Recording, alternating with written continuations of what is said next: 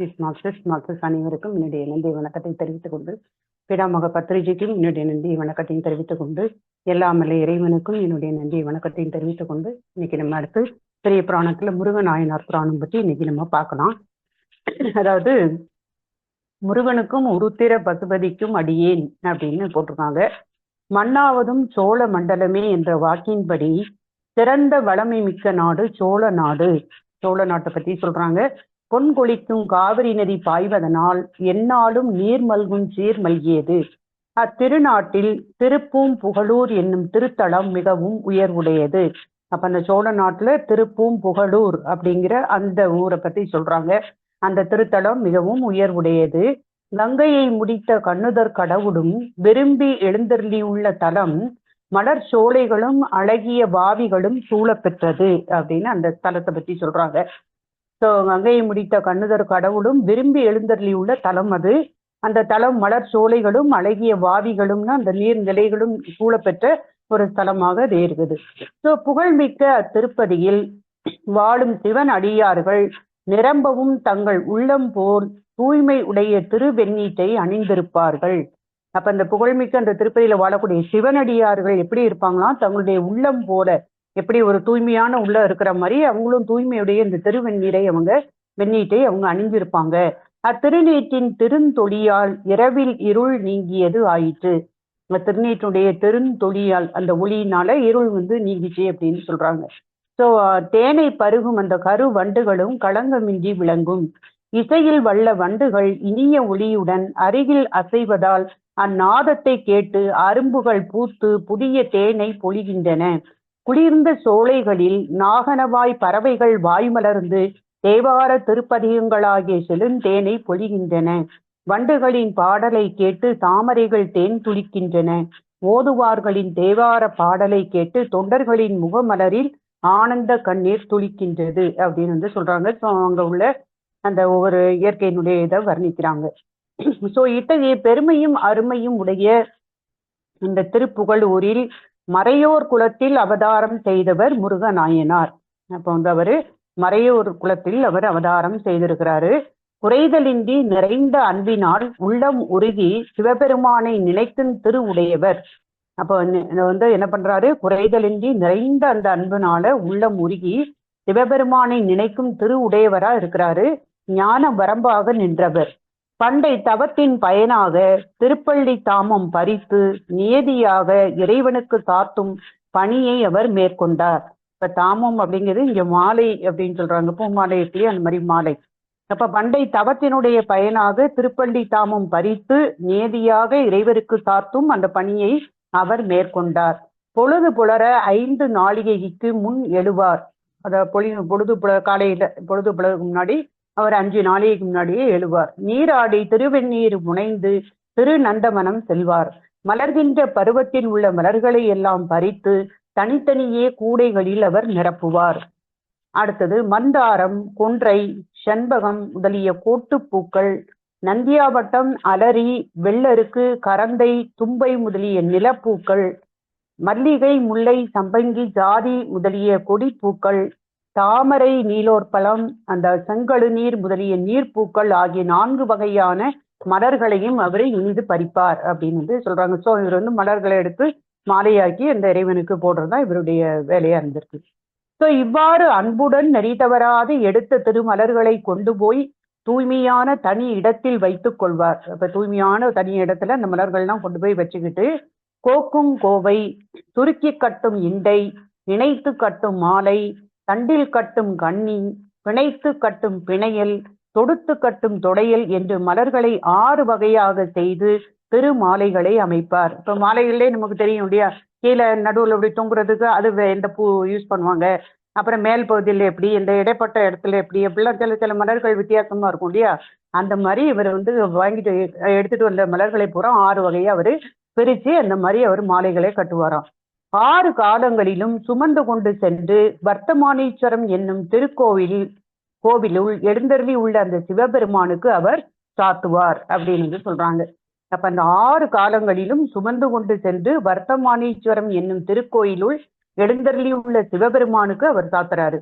அப்புறம் அர்ச்சனை புரிவார். தேவார திருப்பதிகத்தின் மணியான திரு ஐந்தெழுத்தை மலர்களை எடுக்கும் பொழுதும் தொடுக்கும் பொழுதும் ஒழியாது அவர் உச்சரிப்பார் அப்படின்னு சொல்றாங்க.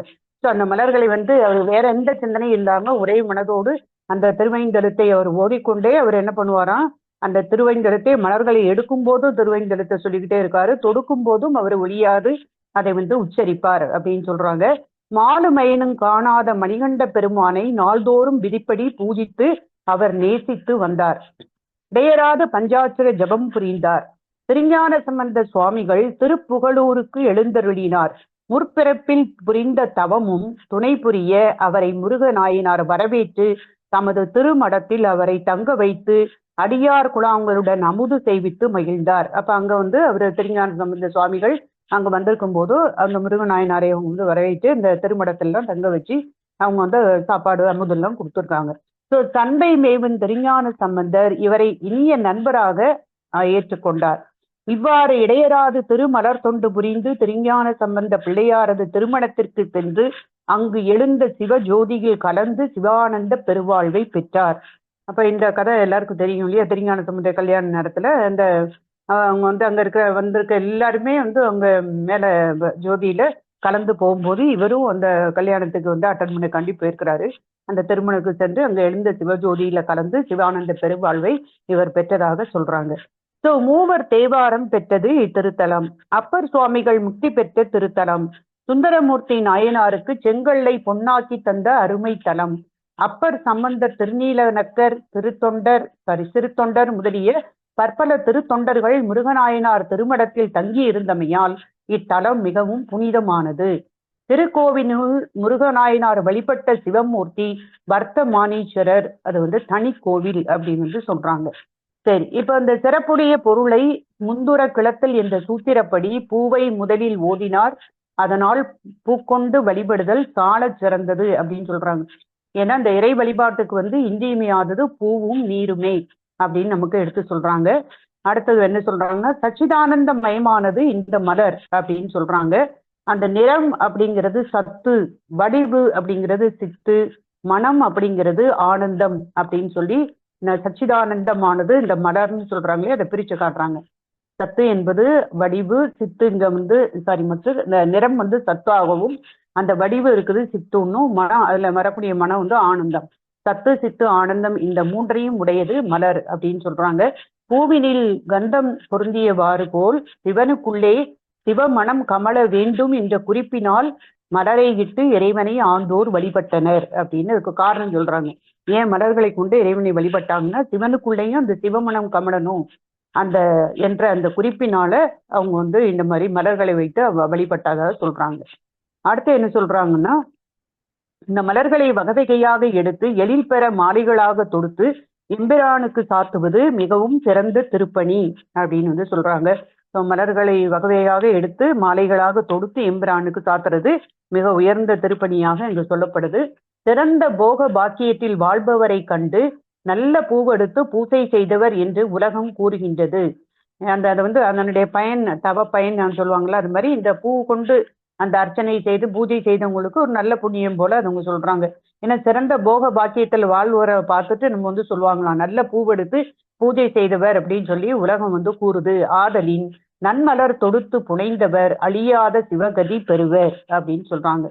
ஸோ கதிரவன் உதிக்கும் முன் எழுந்து நீரில் முழுகி தூய ஆடை உடுத்து சந்தியாவந்தனம் செய்து திருப்பூங்கூடையை எடுத்துக்கொண்டு திருநந்தவனம் செல்ல வேண்டும். இறைவனை சிந்தித்து கொண்டே மலர்களையும் இலைகளையும் பறித்து கூடையில் நிரப்ப வேண்டும். அடுத்தது பூங்கூடையை நாபிக்கு கீழே தொங்க விடாமல் தண்டின் நுனியில் மாட்டி அல்லது கரத்தால் தூக்கி பிடித்து கொண்டு பூமாடை தொடுக்கும் புனிதமான இடத்தில் வைத்து பஞ்சாக்கரத்தை ஜெபித்த வண்ணம் மௌனமாக இருந்து பூமாடை தொடுத்து இறைவனுக்கு புனைவிக்க வேண்டும். இப்ப எந்த ஒரு செயலை செஞ்சாலுமே அந்த ஒருநிலைப்பட்ட மனதோட அல்லது அந்த ஒரு பஞ்சாக்கரத்தை ஜெபித்த வண்ணம் மௌனமாக இருந்து அந்த பூமாலையை தொடுத்துதான் அவரு இறைவனுக்கு புனைவிக்கணும் அப்படின்னு அவங்க சொல்றாங்க. அது மாதிரிதான் அவர் செஞ்சிருக்காரு. அப்ப இறைவனுக்கு செய்யக்கூடிய எந்த தொண்டானாலும் அந்த ஒரு மனதோட அந்த இறை சிந்தனையோடயே நம்ம செய்யணுங்கிறது இதுல இருந்து நமக்கு தெரியுது. சோ திருநந்தவனத்தில் மனம் சிறிது வேறுபட்டதனால் ஆளாள சுந்தரர் மண்ணுலகில் பிறந்ததை உண்ணுக. இப்ப சுந்தரருடைய கதை நமக்கு தெரியும் இல்லையா? திருநந்தவனத்துல மனம் சிறிது வேறுபட்டதுனாலதான் அவர் மீண்டும் மண்ணுலகுலத்தில் வந்து பிறந்தது. அனாச்சாரம் உள்ளவன் அசைவன், அசௌசமுடையவன் நோயாளன் முதலியோர் கொணர்ந்த அந்த பூசைக்கு ஆகாது அப்படின்னு சொல்றாங்க. அனாசாரம் உள்ளவன், அப்புறம் அசைவன், அசௌசமுடையவன் நோயாளன் முதலியோர் கொணர்ந்த பூஜைக்கு ஆகாது. எடுத்து வைத்து அலர்ந்தது, பழமையானது, உதிர்ந்தது, காற்றில் அடிபட்டது, ஆடையிலும் கையிலும் எருக்கிளையிலும் ஆமணக்கு இலையிலும் எடுத்தது, அப்புறம் புழுக்கடி, சிலந்தி நூல், மயிர், எச்சம் இவற்றுடன் கூடியது, நீராடாமல் எடுத்தது, மயானத்தில் மலர்ந்தது, அசுத்த பூமியில் உண்டாகியது, இரவில் எடுத்தது ஆகிய இந்த பூக்களும் சிவமூர்த்திக்கு ஆகாது அப்படின்னு சொல்றாங்க. ஸோ அன்றளந்த மலர, அதுவும் அந்த மொட்டை இந்த பூ விரிகிற மாதிரி அந்த ஒரு ஸ்டேஜில் இருக்கும்ல, அதைத்தான் அவங்க பறிப்பாங்கன்னு சொல்றாங்க. ஸோ இந்த மாதிரி உள்ள பூக்களை எல்லாம் வந்து இறைவனுக்கு வந்து ஆகாது அப்படின்னு வந்து சொல்றாங்க. ஸோ உத்தமோத்தமான திருப்பூமாலை திருத்தொண்டினை என்றும் குன்றாத அன்புடன் முருகநாயனார் புரிந்து வந்தார். அதனால் சிவஞான பாலுண்ட திருஞான சம்பந்தருக்கு அவர் தோழராகிய பெரும் பேரு அவர் பெற்றார் என்ற அந்த அதுக்கான அந்த பாட்டையும் வந்து கொடுத்துருக்காங்க. அரியவற்றிலெல்லாம் அரிதே பெரியாரை பேணி தமரா குழல் என்ற அந்த திருக்குறளுக்கு அவர் இலக்கியமாயினார் அப்படின்னு சொல்றாங்க. யான் மகிழ்ந்து துதியங்கடர் சன்மை நாதருக்கு தோடன் வன் தொண்டனம் பொன் அதிகம் பெரும் புகழூர் முருகன் எனும் அந்தணனே என்று திருத்தொண்ட திருவந்தாதியில் நம்பியாண்டார் நம்பிகள் துதிக்கின்றனர். அன்றியும் உமையம்மையார் திருமுலை பாலுண்ட திருஞான வாக்காள் பாலராவாயர் இவரை சிறப்பித்து பாடும் பெரும் பேரும் அவருடைய திருமணத்தில் சிவஜோதியில் கடந்து இன்புறும் அந்த அரும் பேரும் இவர் பெற்றார் அப்படின்னு சொல்லி இவங்களை வந்து இந்த புராணம் வந்து முடியுது மாத்து.